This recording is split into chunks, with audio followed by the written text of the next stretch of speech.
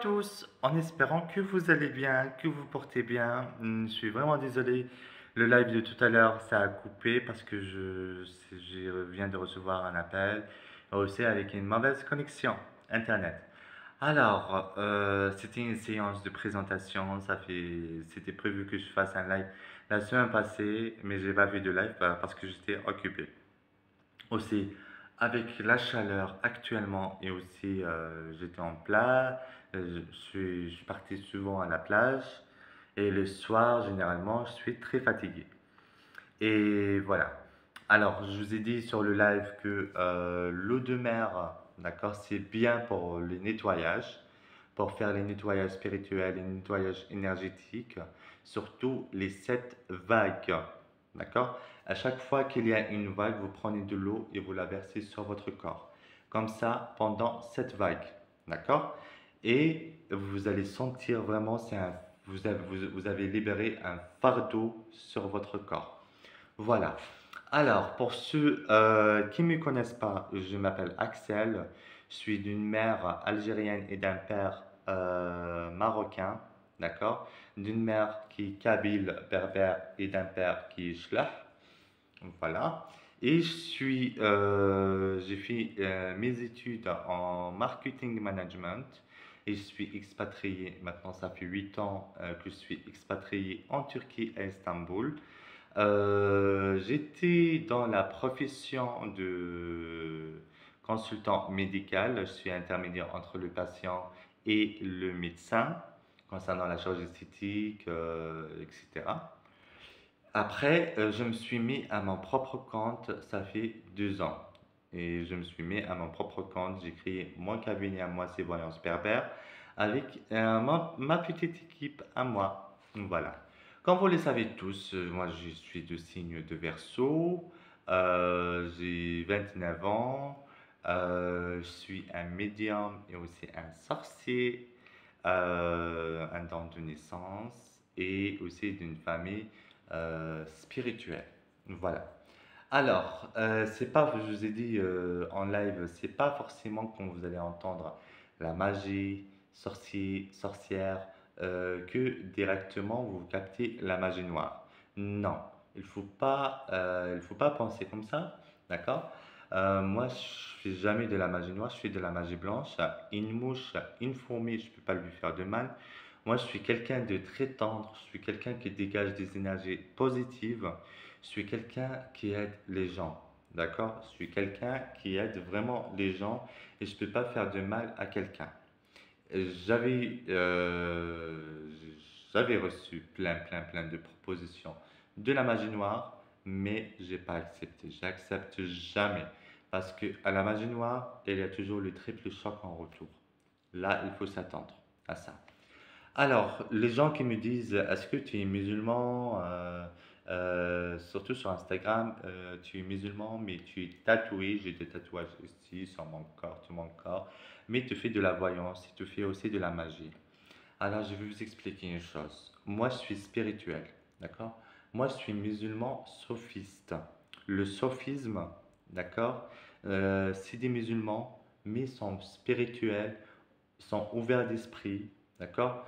Au sophisme, par exemple, le voile intégré, intégral plutôt, et tout ce qui s'ensuit, ça, on l'a pas chez nous. Les femmes, elles sont libres. Les femmes, elles sont libres parce qu'il n'y a pas d'obligation qu'elles portent le voile.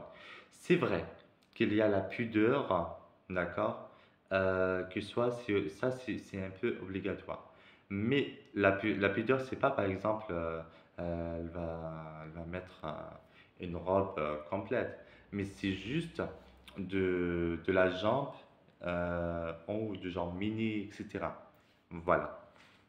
Et aussi dans la culture sophisme, dans la culture musulmane, sophisme, je précise, sophisme, le don de la voyance et de la médiumnité et aussi de guérison et aussi des rituels, ça se transmet de génération en génération.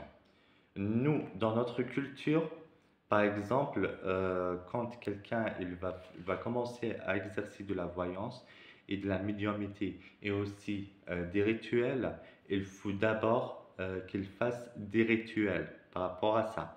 Parce que sinon, vous allez tomber malade. La majorité des médiums, les vrais médiums, moi je parle des vrais médiums, ceux qui vont dire que c'est faux, à chaque fois qu'ils font des consultations, ils tombent malades. Voilà. Voilà. Nous, déjà, ça commence à très très jeune âge, c'est à partir de 5 ans que ça commence. Vous allez voir des choses, vous allez ressentir des choses, vous allez entendre des choses, vous allez voir des choses bouger, etc. Après, à l'âge de 18 ans, 18, 19, 20, pour les filles, c'est à partir de 25 ans, dans notre culture. Je parle dans notre culture. Après, à partir de là, vous allez voir un exorciste, un maître, d'accord? Un chef. Là, il va faire un rituel, il va, il va faire parler l'esprit qui est en vous. Vous pouvez l'appeler l'esprit, vous pouvez l'appeler le guide, vous pouvez l'appeler un démon, vous pouvez l'appeler un ange, comme vous voulez, d'accord?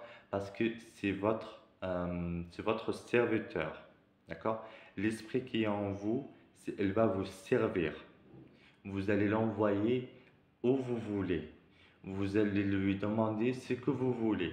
Mais attention, ce n'est pas gratuit. Ce n'est pas gratuit. Tout, toute consultation, voyance, rituel, guérison, rituel déblocage, etc., il y a une conséquence. La magie, je parle de la vraie magie, c'est pas de la fake. La magie, il y a toujours des conséquences, il faut payer, donnant, donnant. D'accord? Moi, je ne parle pas entre êtres humains, je parle entre guides, entre esprits. Voilà. Alors, je reviens. Il va parler, l'esprit, il va parler, il va demander ce qu'il veut.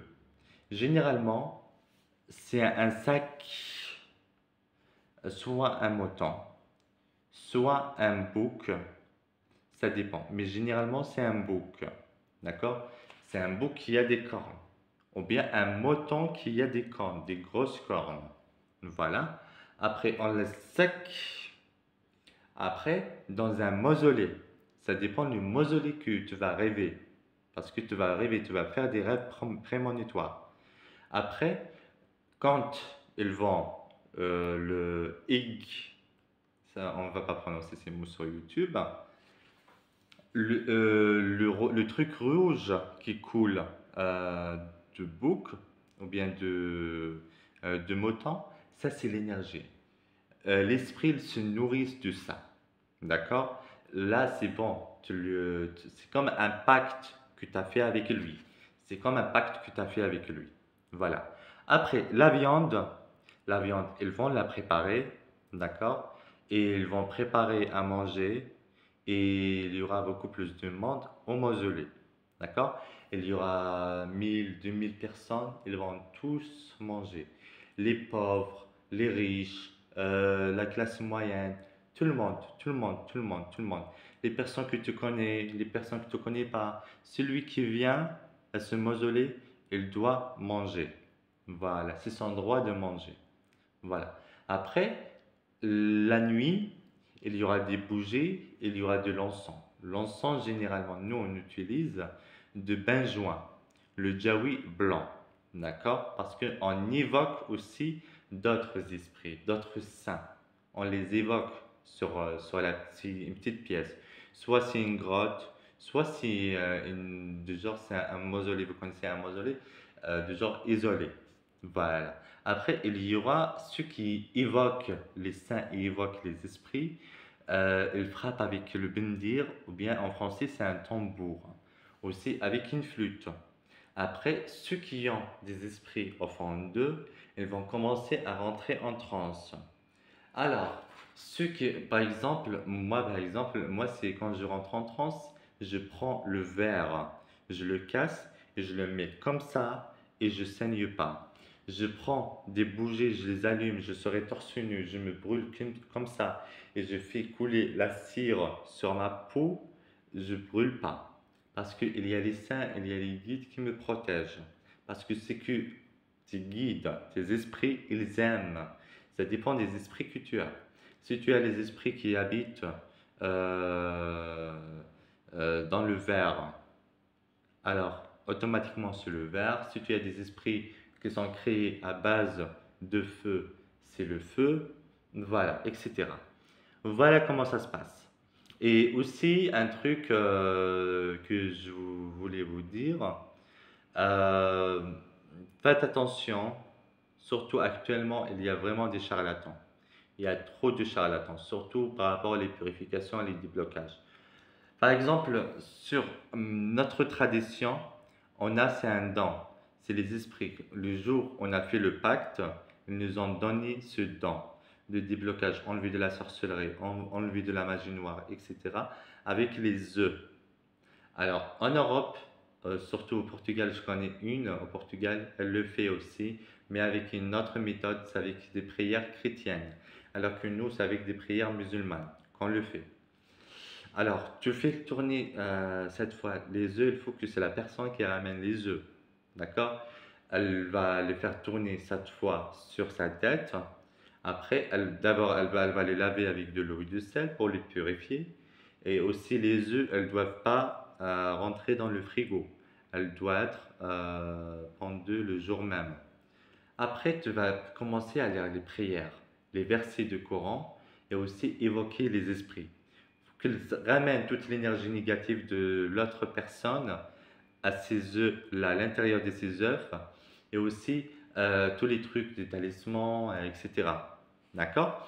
Après, quand tu casses l'œuf comme ça, des fois c'est très noir, des fois c'est noir, des fois l'œuf elle est vide, des fois il y a des cheveux, des fois l'œuf elle est pourrite, des fois plein de bulles, des fois des talismans, etc. Voilà. Voilà, voilà. En tous les cas, j'essaye de refaire le live demain en espérant bien que la connexion sera très bonne. Alors, je vous fasse plein plein de bisous et j'espère comme ça, après avec le temps, vous allez apprendre à me connaître, à bien me connaître.